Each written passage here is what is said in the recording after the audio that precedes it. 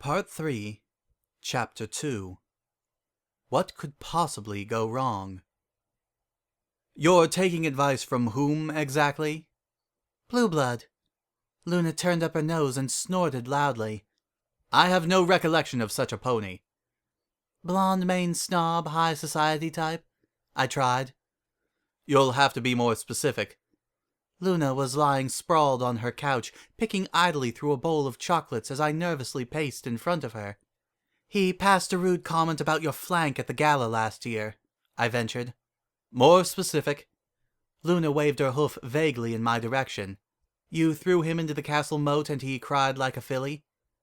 Luna glanced at me with a look of momentary recollection, which faded fairly rapidly. More specific, she said, popping a chocolate into her mouth. Exactly how many ponies have you thrown into the moat? I was still a little on edge. The day had been spent planning a budget for the Equestria Games opening ceremony and pining for Ditzy. This place had never felt so suffocating until I had tasted a true breath of fresh air. I jest, dear sister. Yes, I recall the blackguard. Pompous fellow. I cannot help but wish you had come to me for advice. Luna rolled onto her side and idly stretched her wings. This was her pre-night watch routine. Dark chocolate and plenty of lolling around. Well? Take her by force. Sweep in, fire blazing, and carry her off into the sunset. If she objects, then slip her some tongue to keep her quiet. Luna laughed haughtily, but I knew this time she wasn't joking.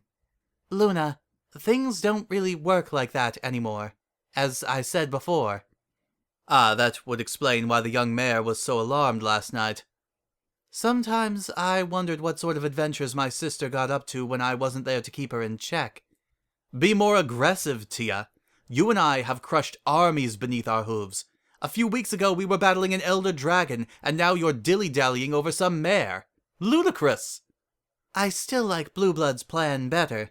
I can't imagine what my subjects would think of me if I barged into ponies' homes and carried off young mothers slung over my shoulder. I giggled. Luna pouted. No worse than they would think of you if you reduced some newspaper peddler to ash for publishing an embarrassing photo of you. Ah, so that's the rumor that's been going around. Well, if even Luna had heard of it, then every pony in court must know. It would explain why my subjects had been even more cautious of me than usual. Now you, of all ponies, should know that I would never do something like that. Luna giggled, then hopped off the couch. It was high time she gathered the guards and set off for the night patrol. Sometimes I wish you would. One cannot help but think that part of the reason our subordinates are so timid around you is that they are never entirely sure what you are capable of. Perhaps knowing that their fears were founded in reality might bring them some small comfort. Mortals are always more frightened of the unknown. Luna casually stretched her legs and trotted over to the bedroom window. So how will you earn your beloved's filly's favor? Stun her with your regal charms? Perhaps she will awaken to find a mountain of toys outside of her bedroom window. Dinky-Doo is a difficult case. She's proven rather resistant to my regal charms, as you put it, and I have a strong suspicion that bribery would backfire on me. I frowned. A plan had begun to form in the darker recesses of my mind. The key to our more powerful adversaries has always been gathering intelligence before attempting direct confrontation. I need to run a scouting operation first. Test the waters. So cast an invisibility spell and follow her around. Luna sounded like she was growing bored of the conversation. She probably still didn't fully understand why I didn't just storm in and take Ditzy by force. There's only so much I can learn as an outside observer. No, I need to go deeper. Luna, I'm going to cast an anti-aging spell. On the filly? Said Luna, sounding alarmed. You'd turn her back into a babe? Why? No, I'll cast an anti-aging spell on myself, and a spell to change my mane color and hide my wings. I'll disguise myself as a normal, everyday filly and infiltrate Dinky's circle of friends. Find out her likes, dislikes, and penchants, and then use them to win her over to my side. I grinned wickedly. An ingenious plan, if I do say so myself.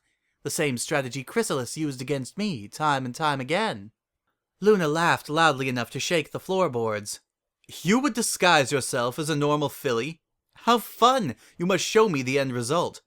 Kibitz gave me a marvelous new invention of which can capture images permanently for later viewing. A photographical device. I wish to take some pictures of your adorable filliness. I will frame them and hang them on my wall. Perhaps Twilight would appreciate some pictures as well, she teased, tail wagging like a puppy at dinner time. Yes, well, maybe, I harumphed. But this mission will mean I need to spend the entire day neglecting my princess duty. I have been doing that a rather worrying number of times in the recent days, and the paperwork has started to pile up. I will need you to take over in my absence. Luna's face fell. But sister, she whined, paperwork is boring. Do you want the pictures or not? I snapped. Luna moaned and groaned for a moment before ultimately relenting. I wasn't sure which she was more excited about, me as a filly or having something legitimately interesting to photograph. Modern technology was a source of constant amusement for my somewhat anachronistic sister. Age reversal spells can only work on you and I for a short while, though, sister. You will have to move quickly. Luna was unable to mask her excitement as she talked while rummaging around in her chest, hunting for the camera that Kibitz gave her. Yes, I know, I said hurriedly. It will not take nearly that long. It's a simple mission. What could possibly go wrong? To be continued.